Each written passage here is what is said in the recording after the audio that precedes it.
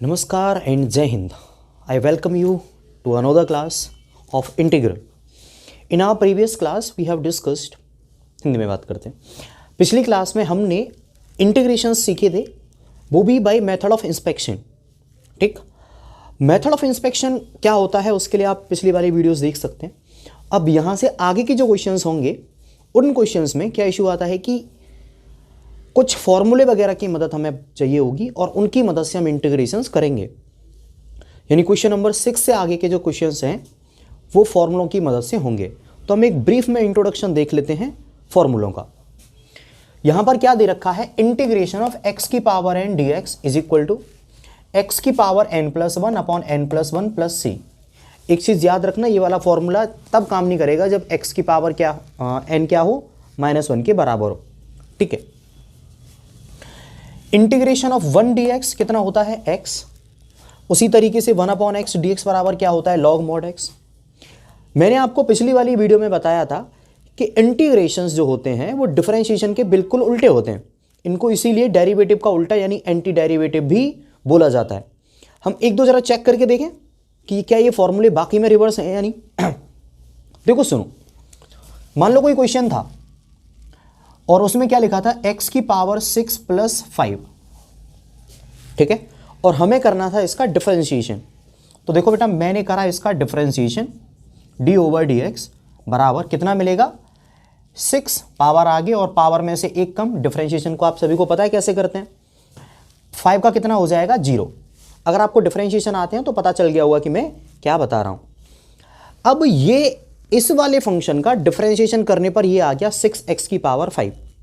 अगर मैं इसका इंटीग्रेशन करता हूं और वापस से यही वैल्यू आ जाती है तब तो आपको यकीन हो जाएगा ना कि हाँ ये बिल्कुल डिफरेंशिएशन का उल्टा ही है, यानी ये एक्चुअल में एंटी डेरिवेटिव ही है. तो चलो मैं इसका इंटीग्रल निकाल के देखता हूं.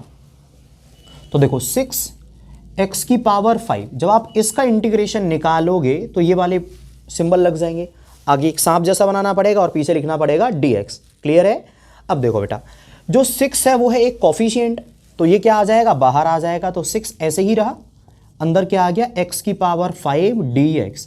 अभी तो मैंने कुछ नहीं करा, 6 जो कि कॉफिशिएंट था उसको मैं बाहर ले आया हूं. असली खेल अब शुरू होने वाला है. देखो 6 ऐसे ही है. x की पावर n के केस में फॉर्मूला क्या कहता है इंटीग्रेशन का, पावर को बेटा एक बढ़ा दो, यहां पर n है तो पावर n+1 कर दो और अपॉन में ये वाली पावर ही लिख दो.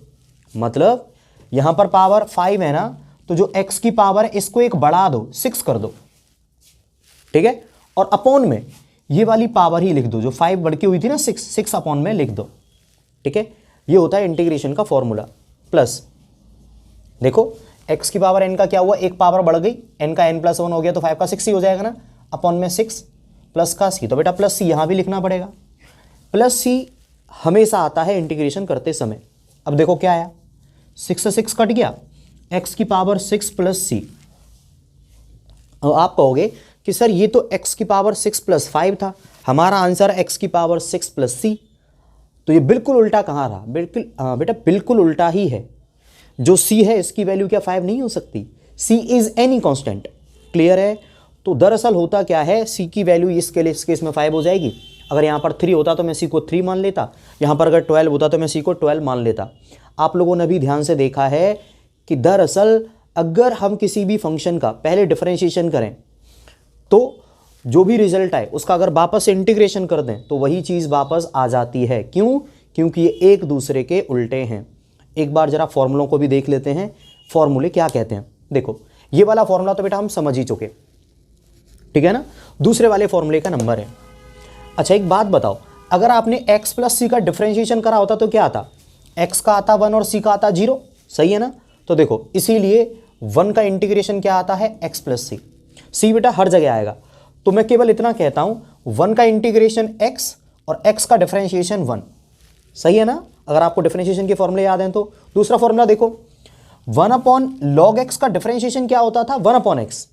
log x का डिफरेंशिएशन आता था 1/x. तो 1/x का इंटीग्रेशन क्या होगा, log x. बिल्कुल सही है ना.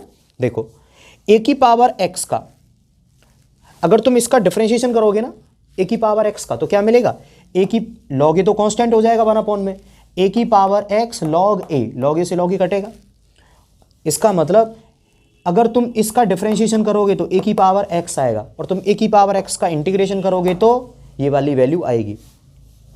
ई की पावर एक्स का इंटीग्रेशन ई की पावर एक्स होता है, और ई की पावर एक्स का डिफरेंशिएशन भी ई की पावर एक्स ही होता है। ये बिल्कुल उल्टे चल रहे हैं। अब ये वाला फॉर्मूला आपकी एनसीईआरटी में नहीं दे रखा, लेकिन मैंने इसको लिख दिया है एज अ स्पेशल रिजल्ट। काफ़ी ज़्यादा काम आता है ये वाला फॉर्मूला, तो आप याद कर लो 1/x रूट, यानी 1/√x बराबर क्या होता है 2√x। हालांकि मैंने भी इसको सॉल्व करके रिजल्ट निकाला हुआ है ये। जैसे आप इसको ऐसे कर सकते हैं, 1/√x है ना, तो आप इसको कर सकते हैं x की पावर माइनस का 1/2dx। आप सभी जानते हो अगर ये ऊपर जाएगा तो माइनस की पावर इसकी रेज हो जाएगी।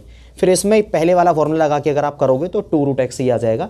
लेकिन मेरा आपसे कहना क्या है कि आप इसको डायरेक्टली याद कर लो।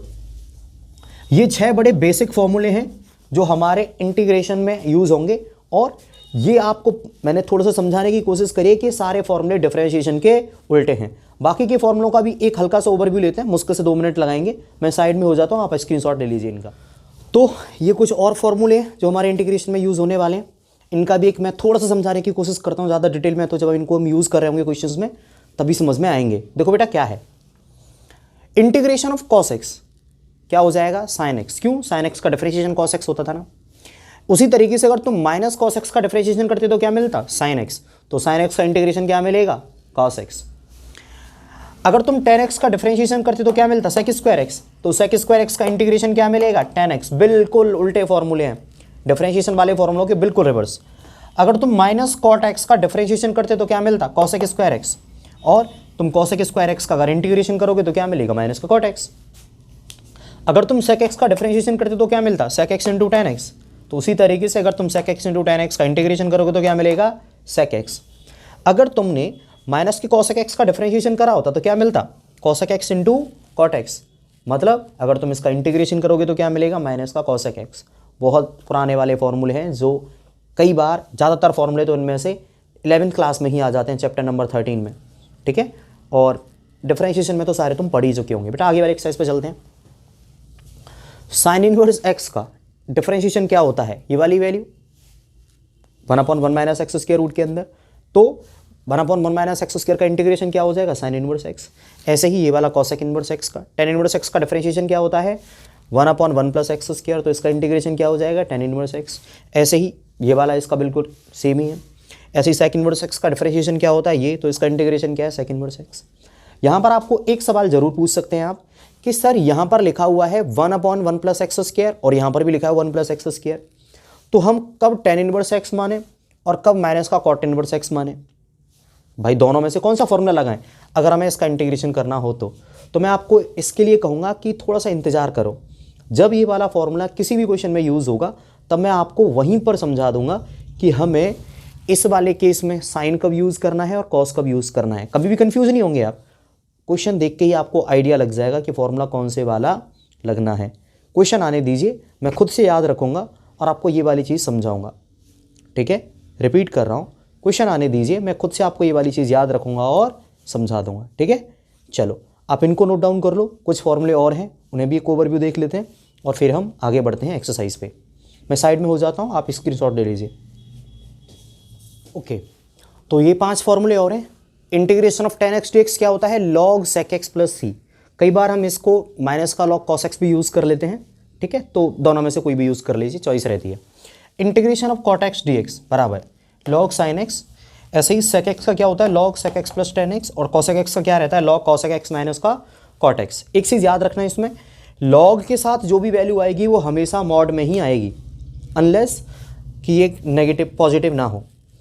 मतलब क्या है, अगर log के अंदर आने वाली वैल्यू अगर पॉजिटिव है तब तो मॉड लगाओ या मत लगाओ, कोई दिक्कत नहीं है।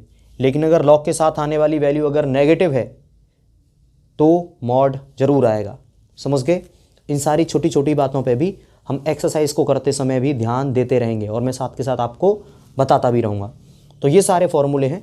हालांकि इस चैप्टर में और धीरे धीरे करके लगभग हर एक एक्सरसाइज के साथ उसके रेस्पेक्टिव फॉर्मूले आते रहेंगे, तो मैं उन फॉर्मूलों को उन्हीं वीडियोस के साथ आपको समझा दूंगा। अभी के लिए ये फॉर्मूले हैं जिनसे करीब हमारी पहली 3 एक्सरसाइज कंप्लीट हो जाएंगी। आप इसका भी स्क्रीनशॉट ले लीजिए। अब हम चलते हैं अगली वाली वीडियो पे और उसमें हम क्या कर रहे होंगे, अपनी क्वेश्चन नंबर 6 से आगे के क्वेश्चंस कर रहे होंगे, एक्सरसाइज 7.1 के। ठीक है, नोट कर लो आप।